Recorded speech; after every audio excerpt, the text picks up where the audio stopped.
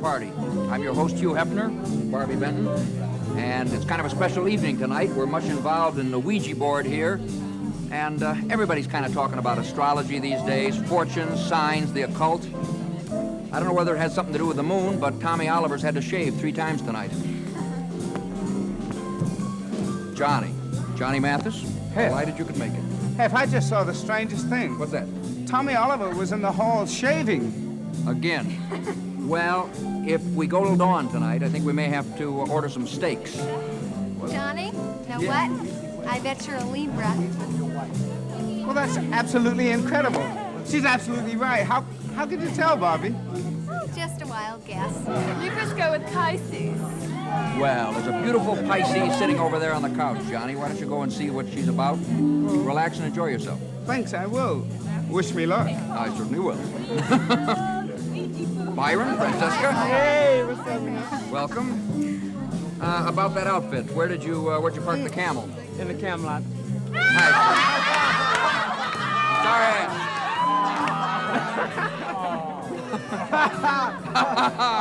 Everyone laughing. Tommy Smothers, you know Connie and Barbie. Delighted you could make it. I'm thrilled to too. You know, I used to. It's nice to be here. Well, it's always a pleasure. What sign are you? I'm I used to be Aquarius, but now I'm Taurus. No. Well, see, I used to be Aquarius, but now I'm Taurus. See, I had my sign fixed. Oh, Yeah. slipped it right off there. Another one of those jokes. And what does Taurus go with? Virgo. Virgos. Well, we have several girls here tonight that used to be Virgos. I think that I've been so lonely. Oh. I don't want to be aggressive or anything like that because I hardly know you, but you, Virgo.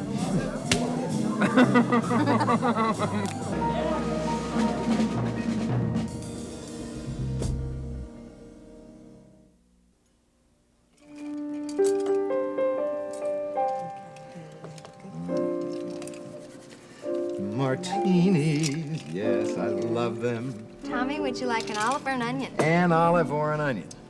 I don't know, I can't decide. Let me see. Oh, it's easy to decide. What How's sign are that? you? Virgo. Virgo? Warm, wonderful. You need a sympathetic. radish. A radish? A radish. Yes, a That's radish. it. There. Beautiful. You're all set. What's that, Tommy? Looks like a Polish martini. No, Janice tells me it's a Virgo martini. That's right. I thought astrological signs were only used for people. Oh, but signs work for everything. Like the modern jazz quartet, for instance. Don't you think their music has a particular sign? Well, I really think that the music of the MJQ is compatible with any sign. Right. I'll drink to that.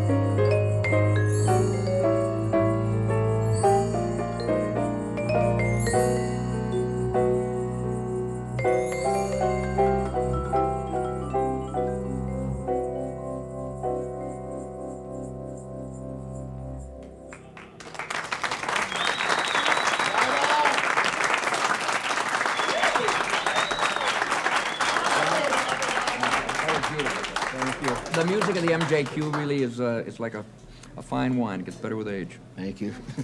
And it's great to see all the guys, Milton, you, and all the other guys. It's been a while. You know, a lot of people feel with some validity that jazz has seen better days. But your music kind of goes on and on. I wonder how you feel, though. Some of the rock groups, Blood, Sweat, and Tears, and some of the others seem to be getting more into jazz again. Some of the groups are getting bigger, and I wonder how you feel about that. I think it's great. I think we'll have an improved jazz situation.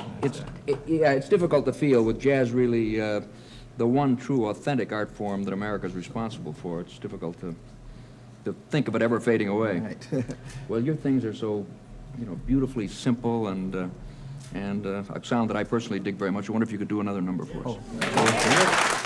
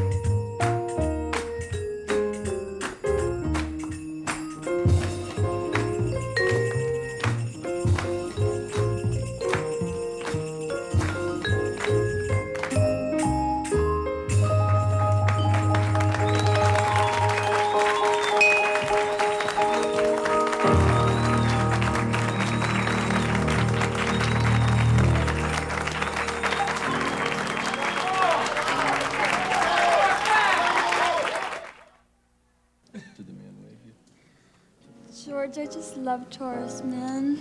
They're so lovable. They grow great beards. And they're so funny. They also have a great sense of order. I order you to stay here for the next 4 or 5 years. Oh. George, is Connie reading you? No, I never put anything in writing, Hugh. I see. Well, how do you read people? Oh, there are a lot of... You've been talking about the occult. You can tell a lot about people by the way they react to television commercials, as an example. It's a very common denominator. Everyone sees them. Can I... Sure. Can I do a number for you so I don't have to ease into it? Television commercials. There's only one for cold remedies, by the way. If anyone should have a cold, I've had a cold since the Second World War. Have you ever had one of those colds that just hangs on? Nix Formula 45 cough syrup contains silentium, which works on the cough control center. That's that little white dot you have in your head. You see it when you brush the back of your hair. Hey, yeah. Or in a clothing store mirror, you always notice your dot. And some guys have nicer dots than others. Now, the idea being, if you're healthy, the line coming out of your dot, which we call your white dot line, should look something like this. If you cough, looks like a crime graph. And if you take a cough syrup that contains codeine, a Class B narcotic referred to by junkies as soft drinks, you take something dangerous like codeine, and yes, it'll work on your cough control center, but you'll have 8 or 9 lines coming out of your white dot. You are stoned. And although the codeine cough syrups work, they may produce, and we've been warned on television, they may produce dangerous narcotic side effects. Narcotics hangover. Well, we'll ask the druggist. He should know. Can you recommend a cough syrup? Well, I got a couple of kinds I can let you have. I got one here that contains codeine. That's a narcotic, works on the cough control center. That's that little white dot you have in your head.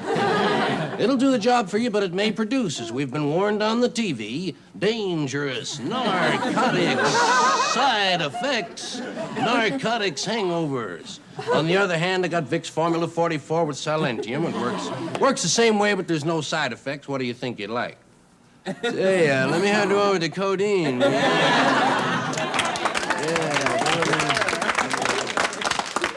The drugstore. People say they have a drug problem in this country. Where do you hear that? At the drugstore. Well, of course they have a drug problem if they have stores for it. Someone's got to abuse it. The drugstore is interesting. The pharmacist knows more about your private life than anyone. Pharmacist knows what you're hooked on, he knows what you take too much of, he knows where you put the ointment. Huh? And he knows who else is using the ointment. They know a lot, and I don't trust them. Me, myself, personally, I can hear them behind the counter when I go in. Hey, Phil, look, he bought another tube of this. He still got it. I go to the self-service section. Over there, they insult your intelligence, too. Though, have you ever noticed the names of the products in a drugstore? Every product is named for what it does. The name is a functional name, describing the function of the product. Cute little catchy names. Sleepies, No-Dos, Denture Grip, Orifix. That sounds a little freaky, doesn't it? Listen, may I have a case of Orifix? Not in this drugstore, buddy. I just got that license. You know the names, though. Scuff coat, sup hose, car new, whisker wilter, right guard, hair arranger, odor, no Kleenex, Windex, Somonex, beauty rest, chapstick, pretty feet, nose, coat. It's all written out and spelled out for you. You'd really have to be stupid to bring home spick and span for warts, right? You want wart off, or warts away, or wow, Willie, where's your wart? Something that sounds good. Now, this is true of products today. It will also be true someday of birth control pills. As you know, right now, birth control pills are still on prescription. You need a note to get them. It's kind of dopey. Hey, I got my note. Give me some. A little demeaning, really. Someday, birth control pills will be sold like aspirins. There'll be 1-cent sales at Rexall. There'll be attractive Christmas cartons. And there'll be merchandising and singing jingles. And they'll need names for birth control pills which describe the function of the product. How about Pregnant? Embryo. Well, that's for the science-minded. Here's one the ladies like, especially in hot weather. Nary a carry. Something lofty and poetic. Nay, family way. Something earthy and crude. Mom bomb. Something for the teenagers. Junior miss. Here's a real man's product. Inconceivable. Mommy not fetus failed, kitty killed, papa stopper, whatever you're looking for, they'll have it. I wouldn't be surprised if they come up with a birth control pill that doesn't work all the time. And call it Baby Maybe. Well, when this millennium arrives, this following telephone call will never bother bachelors again. And they are bothered by it. So are married men. It's a bad call. Hello. Hello? Dave? Yeah, this is Dave. Who is this? This is Jane. Jane? Jane who? Jane. Jane? Jane. You met me at a party about 6 to 8 weeks ago. And you said I was a real good sport. Oh, good, yes. Jane. How are you, Jane? Pregnant. And I'm gonna jump out the window. Say, you are a good sport, aren't you, Jane?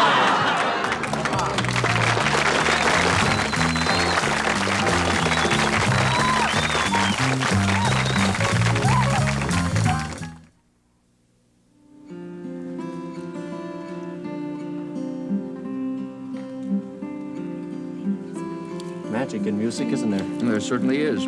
Barbie, I'd like you to meet John Stewart. Hi. John, you look very familiar. Didn't you used to have a guy standing on each side of you? 2 guys. Yes, it's possible, because John used to be with the Kingston Trio. I used to stand in the middle. And once in a while, they put me on the edge, though, and sort of kick me over. John, the Kingston Trio was one of the most popular groups working. Why the split? I told him I was leaving. And that did it. To be honest with you, yeah. Kind of worked it out, and now you're working as a single. That's right, yeah. It's a lot different. Is it? Why? It's lonelier. When you get the bad reviews, you can't say... It's the other two guys. Well, now you are alone, and you can relax in the party atmosphere. I wonder if we get you to do a number. One thing I want to do. We always sang standing up to people we couldn't see. You know what I mean? The audience was always this faceless crowd. So to sit and sing in front of people like this is probably the most frightening thing I can do. And I love danger. Very good.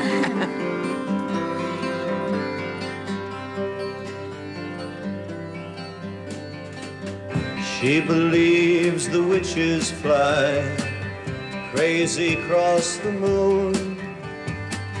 She believes an angel hides in the corner of her room. She believes the ships come home singing from the sea.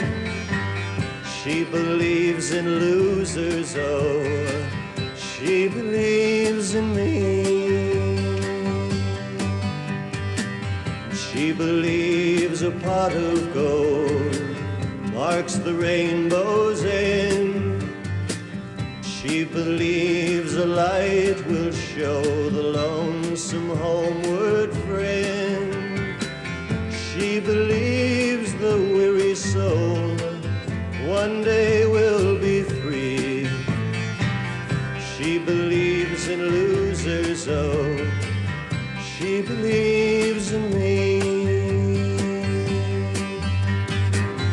Blow lightly wind so she can ride. Blow lightly wind and I will see her by and by. Away with fools who tell her I am make-believe.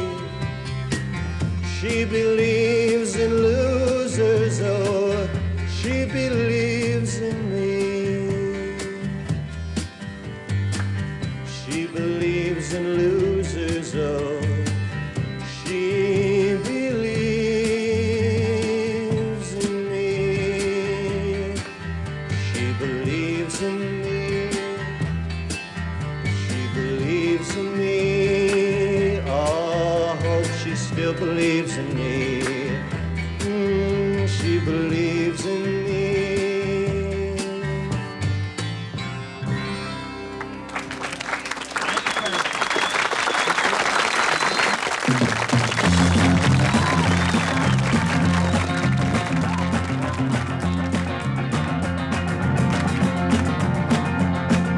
Barstow, a ticket on to L.A. Set my soul to sing. Yeah, come on, you old railroad, 'cause you ain't got a shackle or a chain. You ain't got a shackle or a chain. Yeah, goodbye, little country woman, driving me insane. Hello, anybody, yeah, if you ain't got a shackle or a chain. If you ain't got a shackle or a chain. Oh, but let me go and let me ramble. I don't want to know the pain or the rattle and the clatter of the shackles and the chains. Let me go and let me ramble. I don't want to know the pain or the rattle and the clatter of the shackles and the chains. Oh, oh, oh. Woo!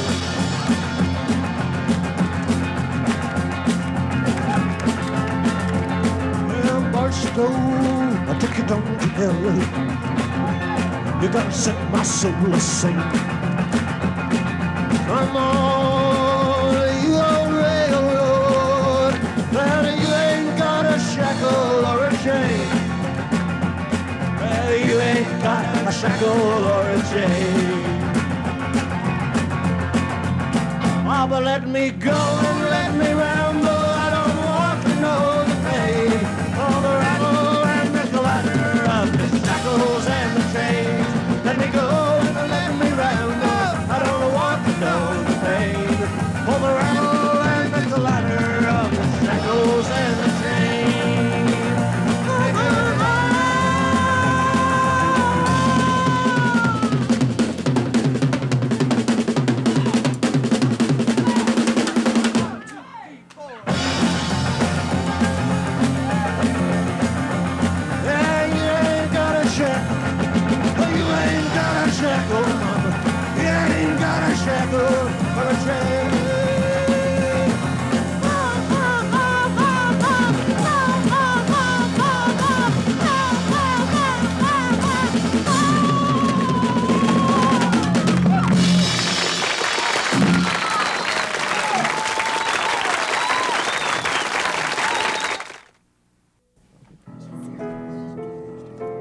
Now, so if you follow what I've told you from the spirit world, you positively cannot go wrong. Will you do that? Yes, I will. Fine. Thank you. Now, don't tell me. Wait a minute. It's coming to me. Your name is Kenny. Kenny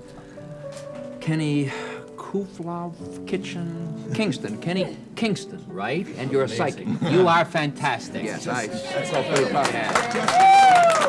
Kenny, I'm delighted that you accepted my invitation. I'm glad you could join us, and I see you're already into the predictions. Right. I was right in the middle of Janice. Well, that sounds very interesting. How is he doing, Janice? Fantastic. I've never met him. Well, no, he knows some incredible things about me. That's what I mean. I see. All right, Kenny, I've got something I want to ask you. Yes, I know. And the answer is how I became a psychic. That's right. Well, it was actually in December of 1946. I was touring Europe as Grace Moore's announcer. And in the still of the night, a vision came to me in Italy and told me that I should leave Grace and return to America. So the following morning, I asked Grace if I could be relieved of my command. And she said yes, under one stipulation, and that was that I must return to New York and dine with Clifton Webb. Clifton was then appearing at the Plymouth Theater in Present Laughter. So I returned to New York, and Clifton and I became very fast friends, because Clifton was subleasing Grace's townhouse in New York. And exactly 1 month to the day, my phone rang at the hotel in the middle of the night, and it was Mabel Webb, Clifton's mother, telling me that it just came over the air that Grace had perished in the plane crash.